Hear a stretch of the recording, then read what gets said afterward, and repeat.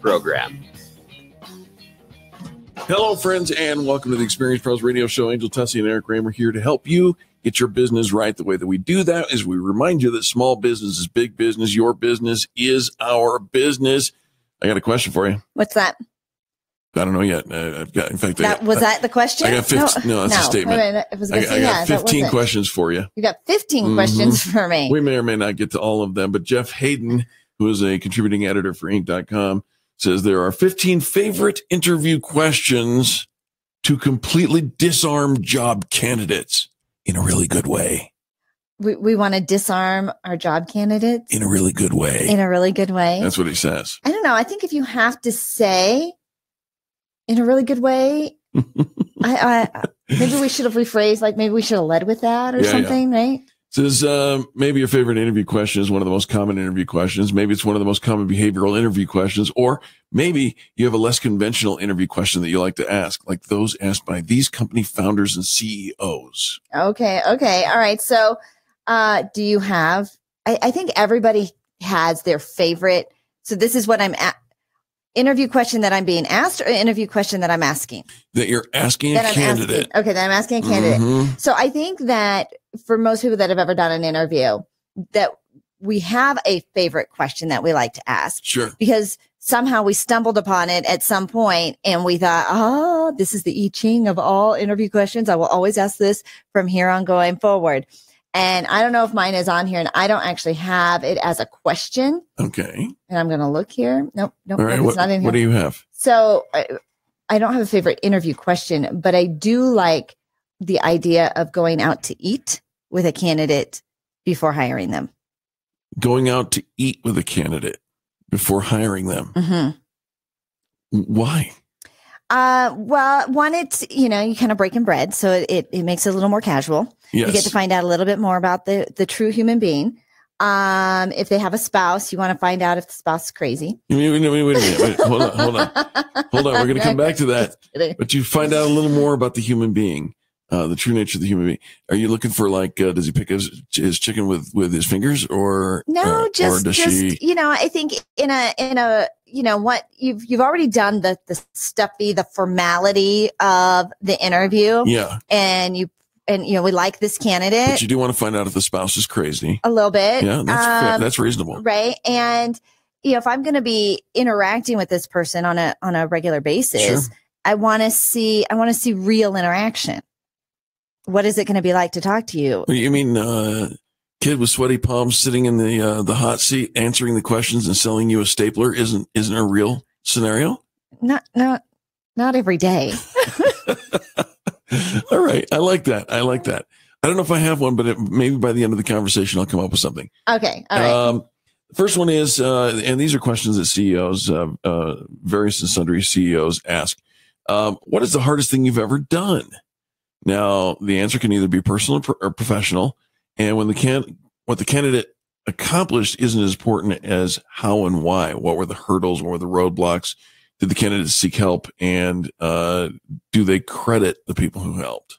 Oh. So it's designed to pull out, are you a solo or are you a team player? You know what I think, and you can find out a lot about someone when they talk about the hardest thing they've ever done. Absolutely. And it's not something that, when you always ask, what's your weakness? Oh, overworking, giving too much to my job, always, delivering, I don't know, over delivering. Yeah. Those are. It sounds like they got a PhD in BS. Mm. All right. You ready for the next one? I am. When have you experienced stellar customer service, and how did that change how you deal with customers?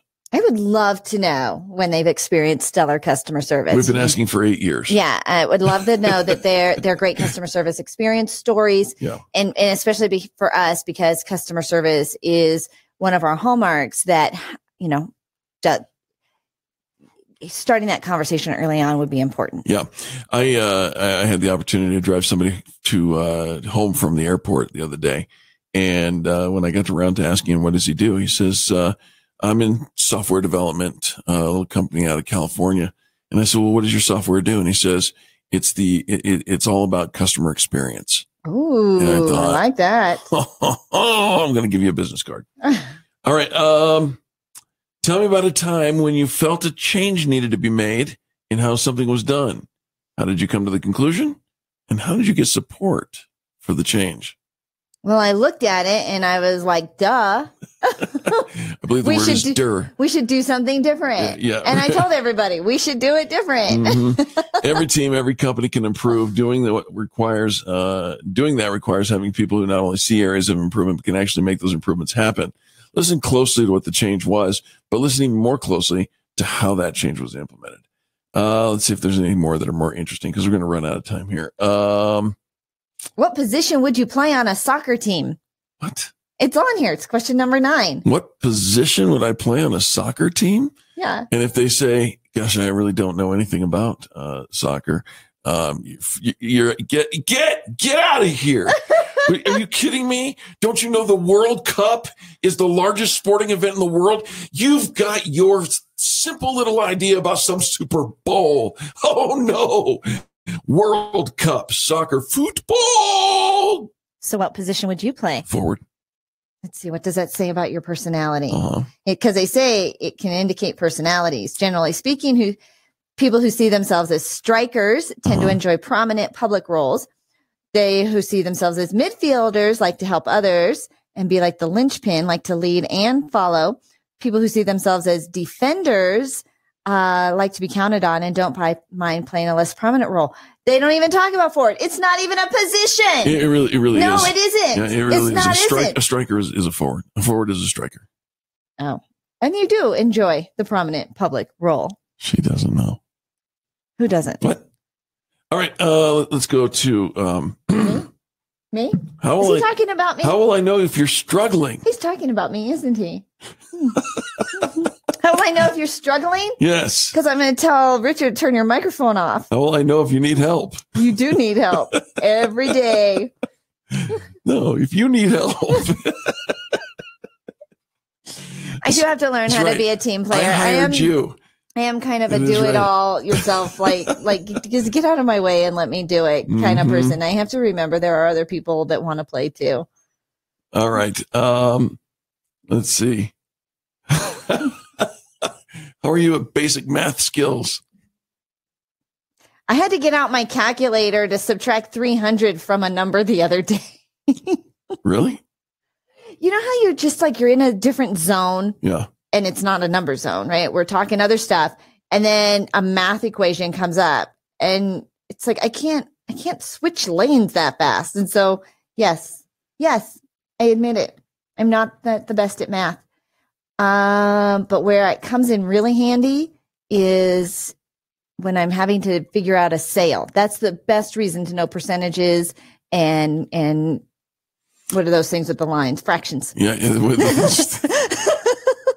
Things with the lines, those things. It's been a while since I've taken a math class. How do you feel about mopping floors or scrubbing toilets? Somebody should do it. I like it when my floors and my toilets are clean. There you go. Somebody should do it. And then finally, this one here. It says, at the end of the interview, I'd like to ask, after you leave today, what are the top 3 things you want me to have heard about who you are? What do you want me to make sure sticks with me about you? You might not learn a whole lot from asking that question, but maybe you'll learn something new. And even if you don't, you'll know that you gave the candidates every opportunity to share their skills, experience, knowledge, interest, and then themselves personally. Right. You gave them a chance to have like their parting thoughts. So what would be the 3 things, Eric, you'd want your part, before you walked out of the room the impression you would want to have left on your interviewer? I'm willing, I'm able, and I'm loyal. Willing, able, and loyal. Wow. Have you been interviewing? Because that came right off. Like you've answered this question recently. I meant to tell you. No, I have not been interviewing. But there it is. I think those are true things. Well, I agree with you. I just was impressed that you could rattle them off because I don't know that I have my 3 things. Every so often, I come up with an answer that I anticipate you asking, and I know it throws you completely. That's true, because it takes preparation and you're prepared. Right. And like, he was organized and prepared. There was Totally a time. get me off my kilter. Ladies and gentlemen, there was a time when I thought I could actually keep up with Mrs. Tussey. Now I'm just happy to sit in the shadows. We'll be back right after these messages. Angel Tussey, Eric Raymer hanging out with you.